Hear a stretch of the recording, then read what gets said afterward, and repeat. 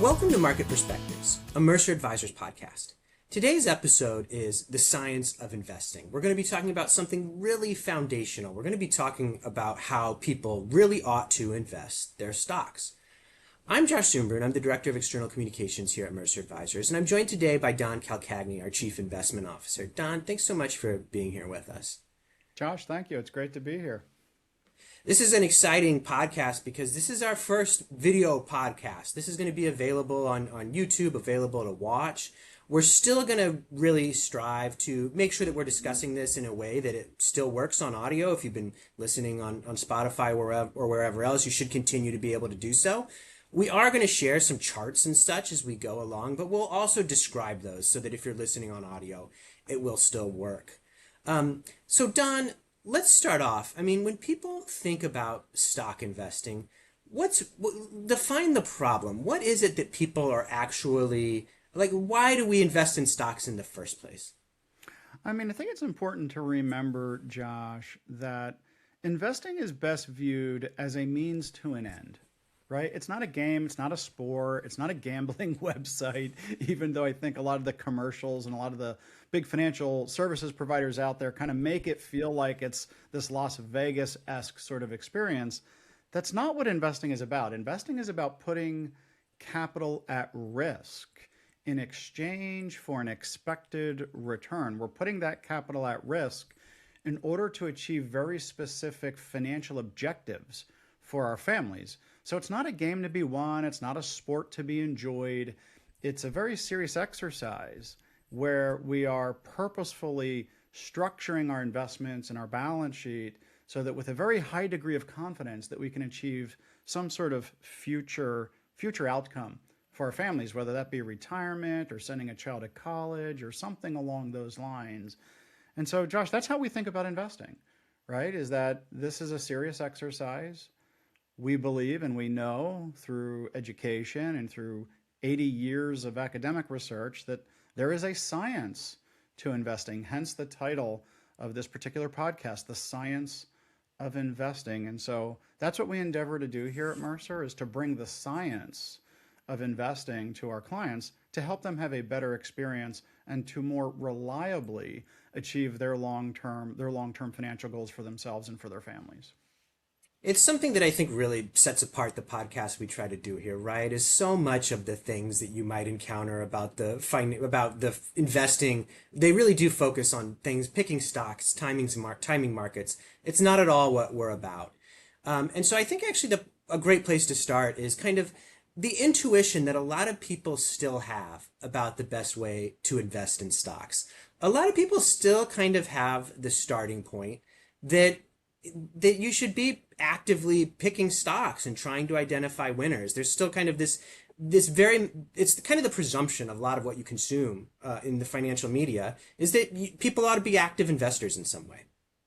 Yeah, for sure. I think many retail investors associate investment activity like aggressive trading or market timing or trying to pick the next Apple or something like that as really being the best approach to investing. They equate trading activity with value, that the more you trade, that perhaps the better you are going to do.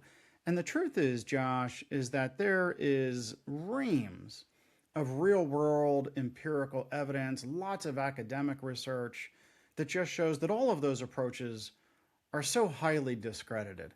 Those are not the best approaches. In fact, those approaches are absolutely disastrous when it comes to building wealth. And in fact, there were two faculty from the University of California, Berkeley. They did a study probably about a decade ago now, where they highlighted that there is a negative relationship between stock trading and the returns that you actually earn in your account. You're actually better off trading less, not more, in your portfolio.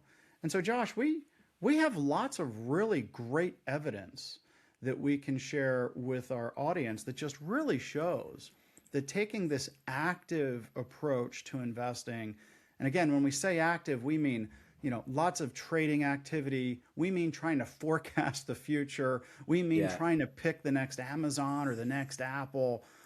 what we see is that investment managers or mutual funds that attempt to implement those approaches to stock investing, that their returns, their ability, the probability of them outperforming a very simple market portfolio over time, their success rates are absolutely abysmal. Absolutely abysmal. I mean, Josh, if we just look at US large cap stock mutual funds, We right? And can we share the compare data them right to, here. yeah, we see it right here, right on this particular slide for those that can see our screen here. And this is data, by the way, that comes from Standard & Poor's, Dow S&P, right? So this is third-party data. This is transparent data. Anybody can go online and pull this information down. But if we just look at all of the actively managed U.S. large company stock mutual funds in the marketplace, and we compare them to a very simple benchmark, in this case, the Standard & Poor's S&P 500 index, what we observe is that over a 1-year period, about 80% of those funds fail to beat the benchmark. Those aren't very good odds, Josh. If we were in Las Vegas, you would not want to play a game where you had an 80% odds of losing. That's no fun, right? 20% beat it, 80% lose. That's just in 1 year. That's horrible. And that's just in 1 year. And this, you're hinting at a very key takeaway that is something that we're going to come back to here throughout our discussion here today. And that is that the odds get worse with time. And so over a 5-year period, the probability of failure actually rises to almost 90%. We see that only 11%, basically 1 in 10, actively managed mutual fund managers. And these are professionally trained, well-educated, really smart portfolio managers with lots of financial resources that they can invest, Josh, in research and portfolio managers and talent and data and all of these great things. But 1 in 10 actually achieve their goal of outperforming the S&P 500. And those odds get even worse as time goes on. Over a 15-year period, we see that only 10.1% of active managers actually outperformed. Now, if you are one of these investors, retail investors, where hope springs eternal, you may look at that and say, Don, so what you're saying is there's a chance. There's the chance. There's a chance, right? And I would say, sure. Like even a blind squirrel every now and then finds an acorn, right? Like you can get lucky and try to find that needle in the haystack. But I would say, why? This is the sum total of your life's savings that you're putting at risk. And I would argue there's a better way. And there's lots of data, lots of science that shows there's a much better approach here instead of trying to gamble on trying to pick some sort of guru or hotshot who can beat the market on your behalf. And before we move on here, I mean, we do see it's not just large cap stocks, right? It's all domestic, it's all multi cap, it's global, it's emerging markets. There's data on other categories beyond this as well, but this is a really broad, clear phenomenon. Absolutely, the abysmal performance of traditional actively managed stock strategies or funds it's pervasive, Josh. It's large company stocks, it's small company stocks, it's across sectors, it's across the globe, European stocks, Canadian stocks, Asian stocks. The same patterns are pervasive and they repeat themselves over time. So we're not cherry picking the data here, right? We're looking at all of the data, and all of the data suggests that this is an abysmal approach to investing. And so a lot of people over the years who are familiar with this data kind of looked at it and said, all right, well, I should just buy the S&P 500 index, passive investing, right? Yep. And this is, you would agree, Don, a much better approach. Far better. Yeah, look, there's nothing wrong with indexing. Indexing is a very logical takeaway from the data that, Josh, you and I were just discussing, right? You would say, well, gee, if you can't beat them, join them. And this is why firms like the Vanguard Group have done amazingly well growing over the past, let's call it 50 years that they've been in business. I think they started in 1976. So yeah, indexing is a great starting point. And I would argue, Josh, if an investor, if this is all they did, was built an index-based portfolio, they're going to do infinitely better than the alternative, which is trying to beat the market by picking some stocks or market timing or sector rotation or all of these other highly discredited investment approaches. Indexing would be a great starting point. I think the danger, I think the mistake is, and this is where good becomes the enemy of great, right? This is a mistake would be to stop here and say, I can't do any better. And the reason why that's a mistake is that we have 8 decades of rigorous, peer-reviewed scientific research that actually suggests that, well, wait a minute, perhaps you could do better.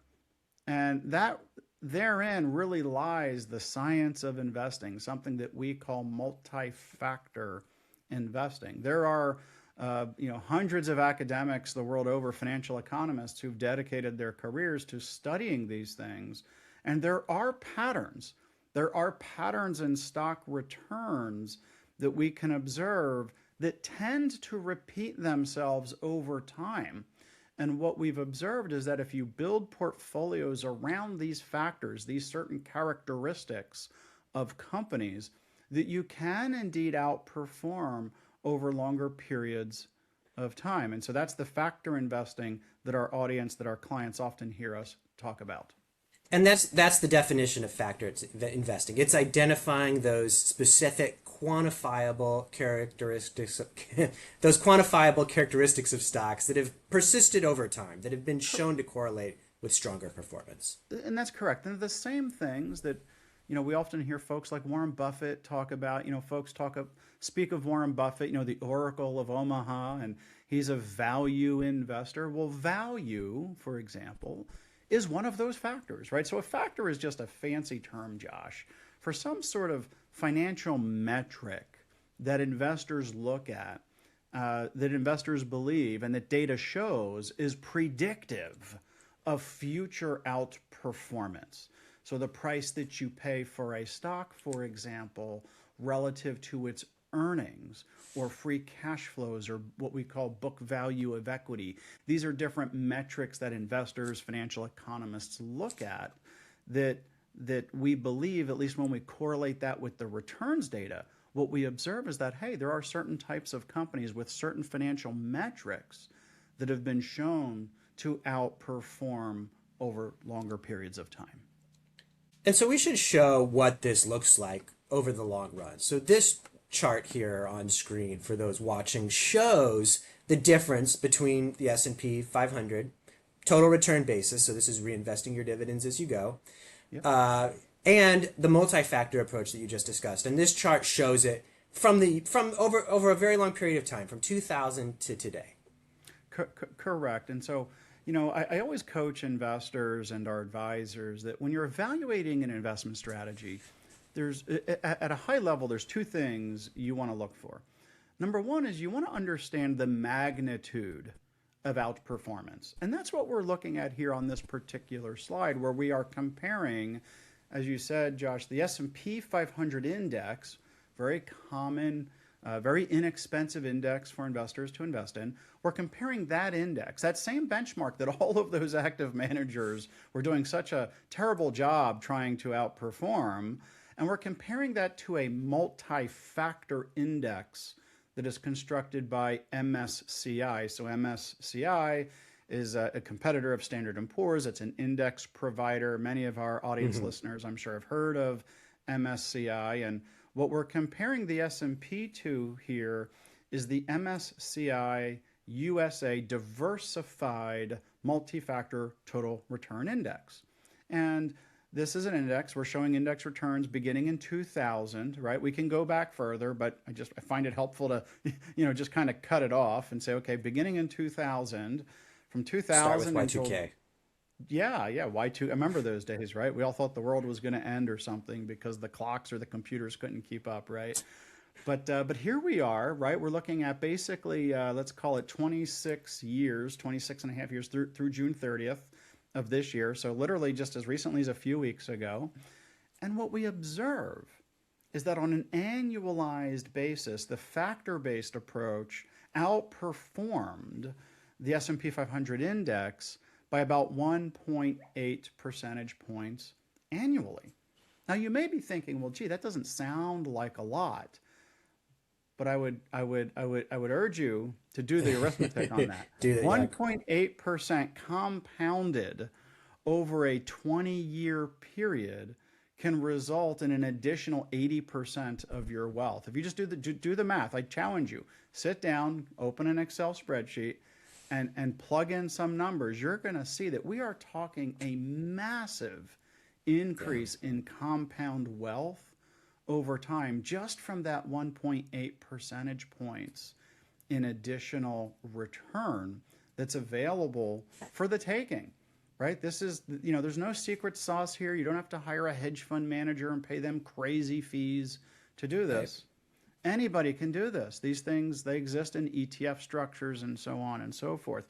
But you can see here, Josh, over that very long period of time, fairly significant outperformance in U.S. stocks. If you actually looked outside of the United States, to Europe, to Asia, and places like that, the outperformance is about 4 full percentage points per year. So we are talking a very dramatic increase in compounding expected returns over time that can really create significant amounts of balance sheet wealth for investors. Should mention two things really quick. One is that chart was not adjusted for inflation. And I looked this up, that fun fact, inflation, the average price level in the United States has almost exactly doubled since 2000. We're almost at exactly the doubling point. To put that into context. So you did lose some of those gains to inflation, to be clear. And of course, the other thing we always point out with any of these kinds of charts, right, is that the past performance, it really is no guarantee about anything in the future. But one of the reasons that we invest this way at Mercer Advisors, right, is because there's a really strong academic basis for it as well.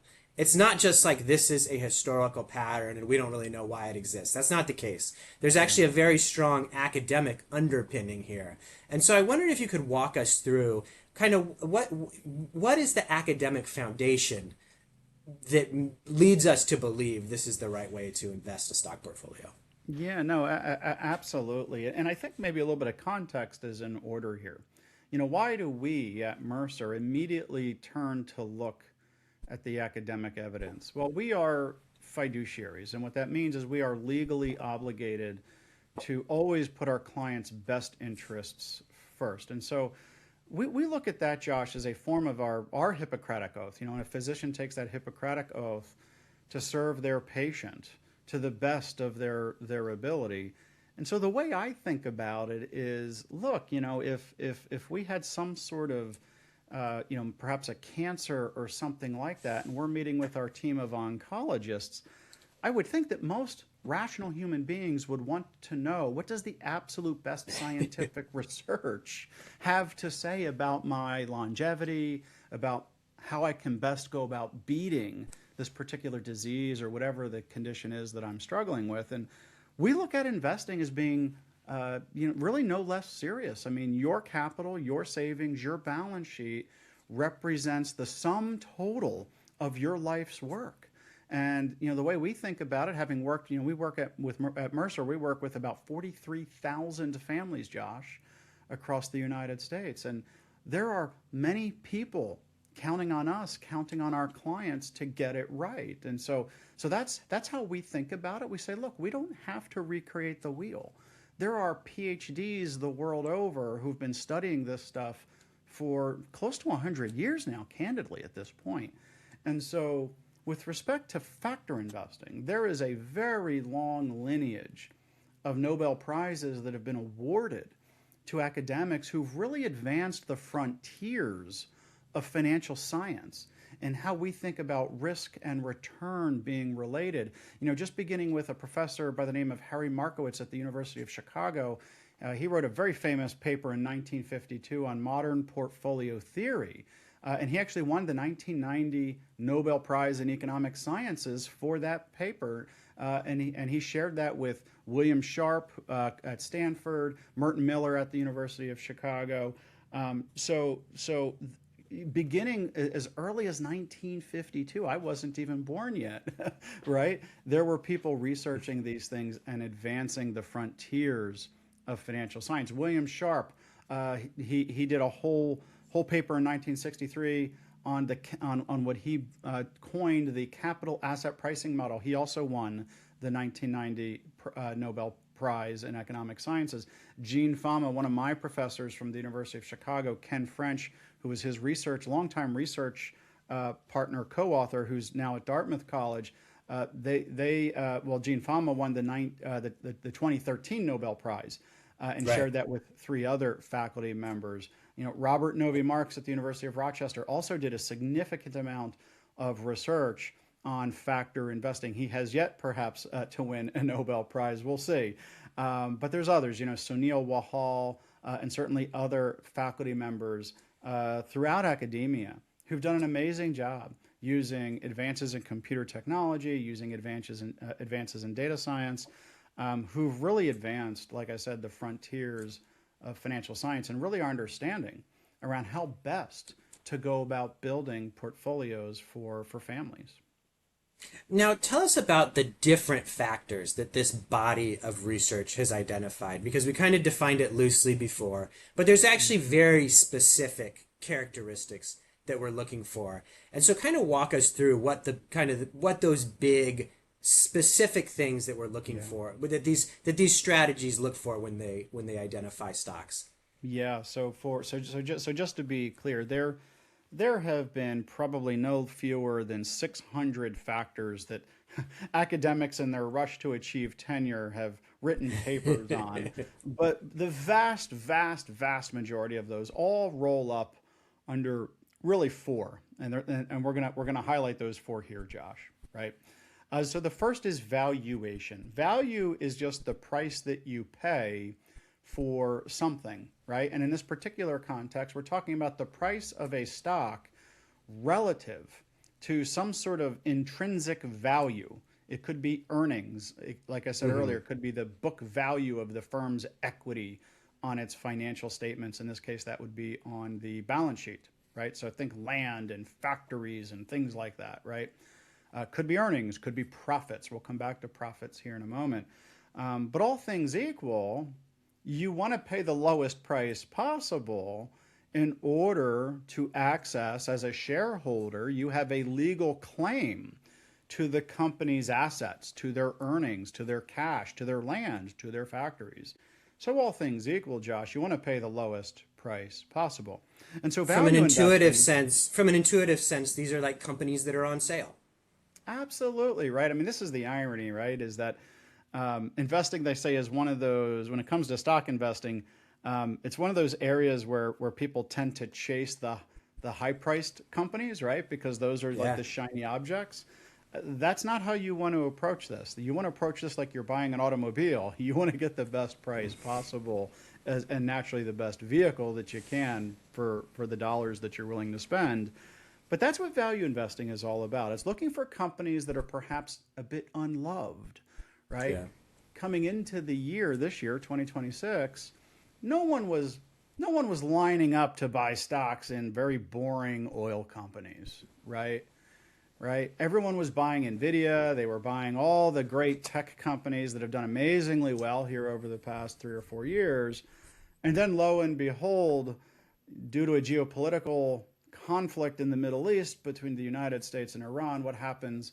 We see these value stocks actually come into vogue. Suddenly everybody wanted to load up on value stocks. And so that's what value stock investing is about. Moving on, quality. Sometimes we refer to quality stocks as highly profitable stocks. These are companies that, setting aside the price for a moment, are perhaps really worth the money, right? Think of the Rolls Royce. Like, look, you know you're going to pay a pretty high dollar amount to buy a really high-end vehicle, but hopefully it has everything you need. It's got the leather seats, it's great on gas, it's got the right look, the whole nine yards. That's how we think about quality stocks. These are companies with stable earnings. What that means is they're perhaps to some degree a bit immune on a relative basis to big shocks in the economy, right? Right. Think of things like we used to joke that like beer companies seem to do well no matter what. When times are good, people buy alcohol. When times aren't so good, people tend to buy alcohol, right? So those are companies with stable earnings, but also consistent growth, right? Think of the AI trade at the moment. A lot of these are companies that have amazing consistent growth in their revenues and in their earnings. So those are quality companies. You're going to pay up in order to access those types of stocks and add those to your portfolio. So look, these are high quality companies that investors are going to have to pay up to own. And so you still have to do the arithmetic on this. You still got to ask yourself, are these things that these companies are doing, these amazing things in terms of stable earnings growth or rapid earnings growth, are they worth paying up for, right? So there's a whole framework for how investors, sophisticated investors, think about these things. But quality companies have been shown over time to outperform companies of lesser quality, right? So shock, right? Who would have known that profitability matters? If you're a very profitable company, your stock will do better than a company that is less profitable. So, a lot of this is pretty logical, Josh. It's just that we have,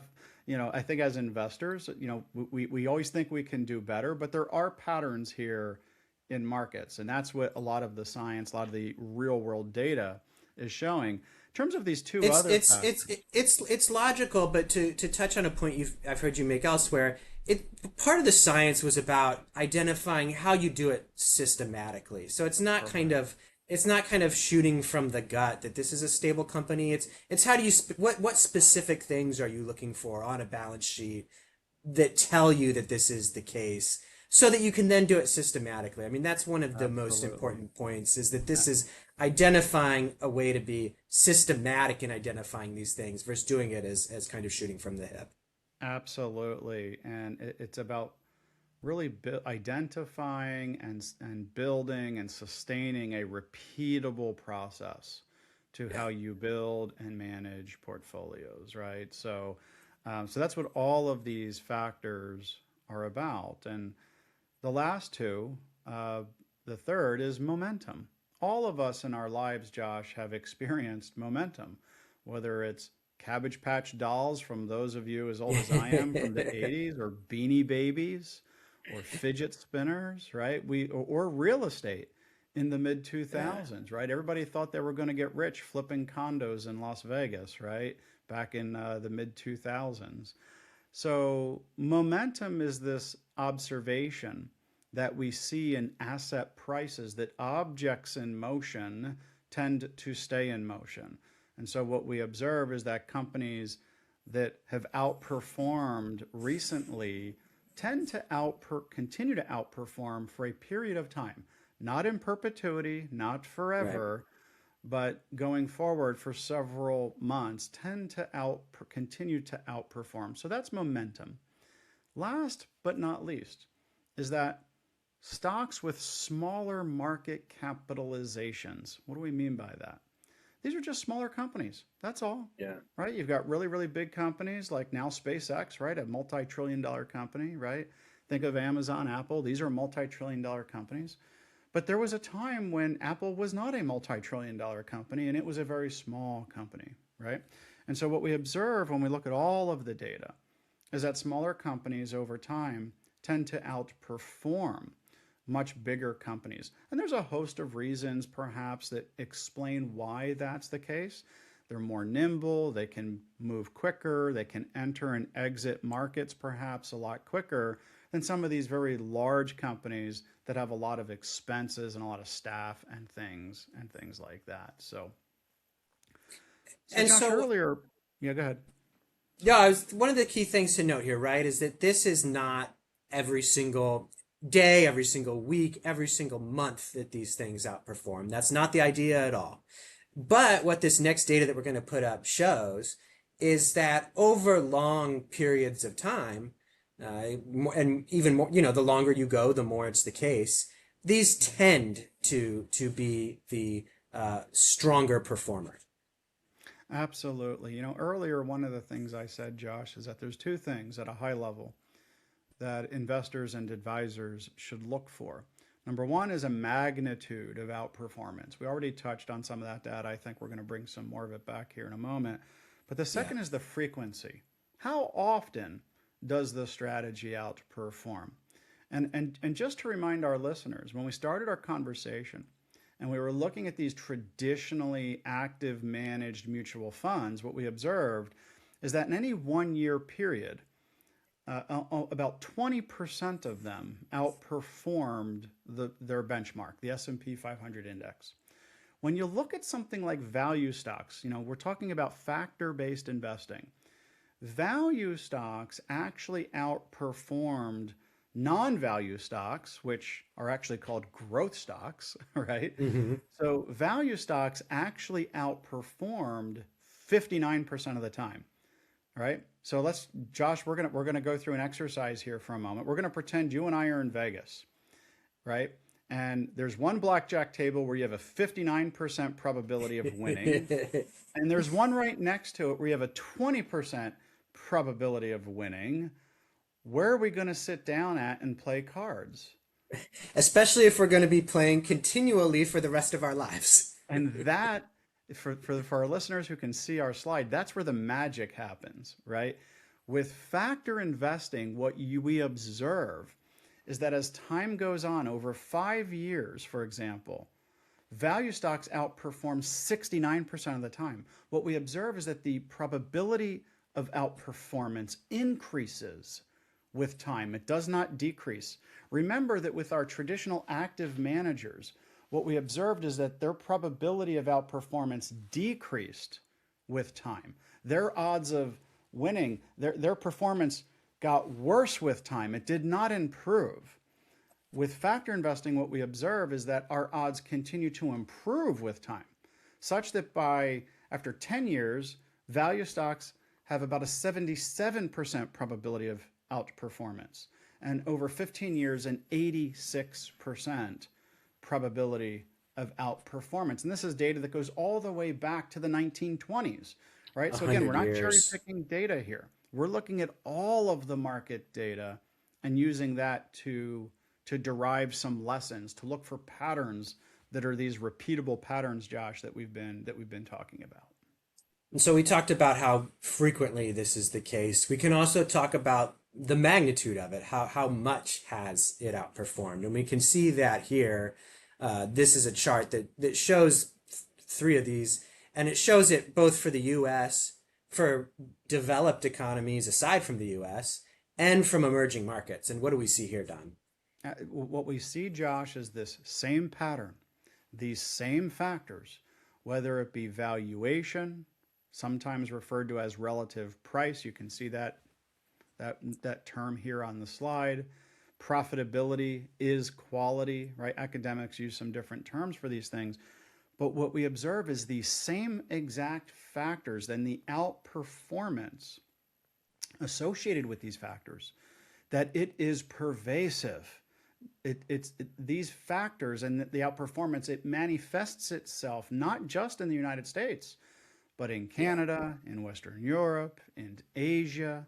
And what we also observe is that outside of the United States, that the outperformance is actually greater than it is in the United States. And Josh, I just think that's because US financial markets are the most brutally competitive financial markets in the world. When you go into other markets where there's perhaps less buyers, less sellers, less investors, less information, that there's an opportunity there to earn a little bit more, for example, in emerging markets. And so when we look at profitability, for example, in emerging markets, we see that the excess return, that additional outperformance associated with highly profitable companies in emerging markets is a solid 4%. When we look at valuation, it's close to 5% in emerging markets. So there's very significant evidence that these factors are pervasive and the outperformance is actually greater outside of the United States. Now, one of the things that you said at the beginning that we probably want to explore just a touch here is you said that we take a multi-factor approach. And so kind of explain how in practice we actually implement this. If there's, if there's, because a company could have a little bit more value than quality going on. It could be big and have quality. And so kind of how do you incorporate these different things into an actual strategy? Yeah, the mistake that I've heard investors make after they hear someone speak about factor investing is they say, well, wait a minute, momentum, let's say, has outperformed the other three factors, so I'm going to put all of my money into momentum. Horrible mistake. Same thing with value or profitability. There is wisdom in combining all of these factors together when building a portfolio. And I'll give you a classic example that a friend of mine, Eduardo Repetto, who's the chief investment officer at Avantis, I've often heard him make reference to gas station quality sushi.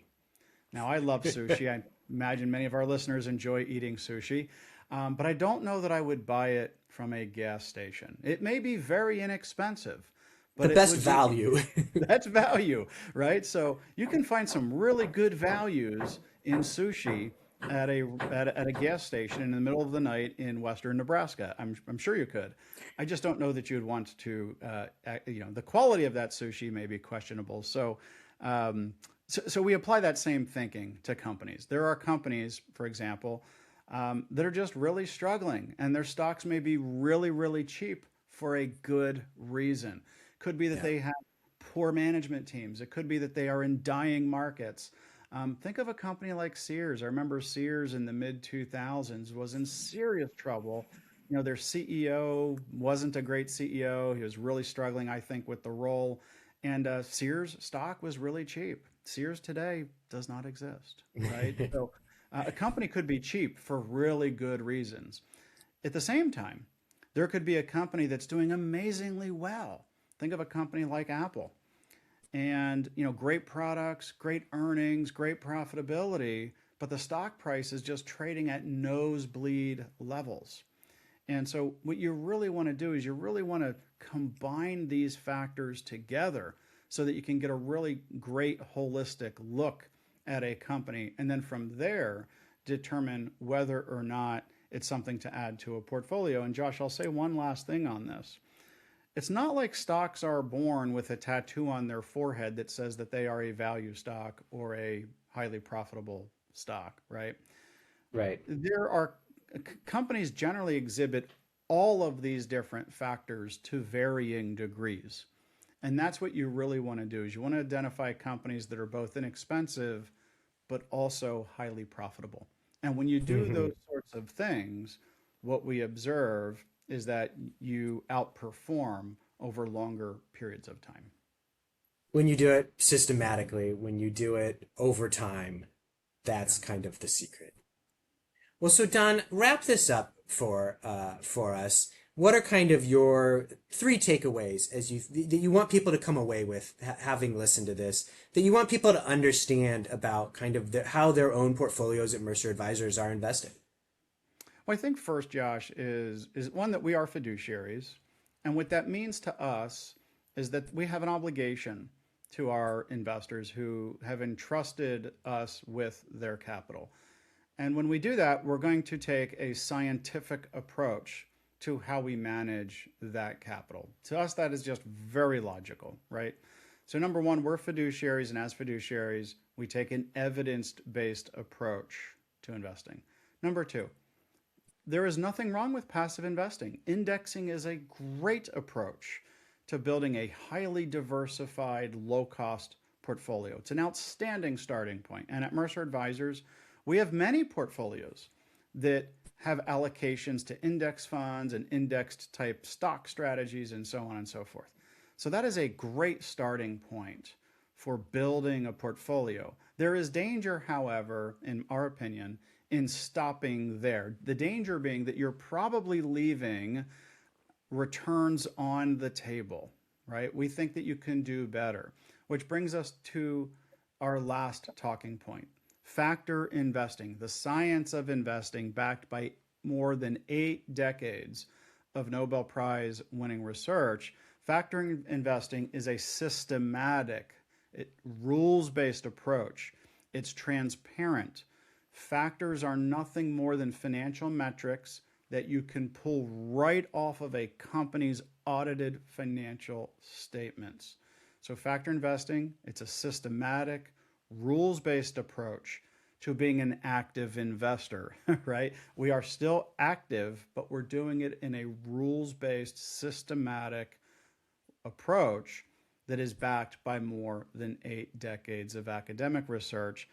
And it's that factor-based lens that we use to help us diversify portfolios within asset classes. The one final point I would just make here is that building a portfolio of only 5 stocks perhaps, or 25 or 50 stocks that exhibit these factors, that would be a mistake. We are still talking about building highly diversified portfolios both within and across major asset classes. So a well-diversified multi-factor portfolio should still own many, many hundreds, I would argue actually thousands of global stocks in the portfolio that is tilted towards these different factors that we've discussed here today, Josh. Don, thanks so much for being here with us today to discuss this. It's been fun. Thank you, Josh. If you're already a Mercer Advisors client, there's a good chance you've already thought about some of this, but we hope you found this helpful. Obviously, reach out to your advisor if you have any questions, want to discuss it more. If you're not a Mercer Advisors client, but you're interested in more information, you're interested in how you might implement this in your personal financial plan, don't hesitate to reach out. Go to our website, merceradvisors.com. It starts with a phone call. Thank you so much for being with us today on Market Perspectives. This presentation by Mercer Global Advisors Incorporated, also known as Mercer Advisors, was intended for general information purposes only. No portion of the presentation serves as the receipt of or as a substitute for personalized investment advice from Mercer Advisors. All expressions of opinion reflect the judgment of the speaker as of the date of recording and are subject to change.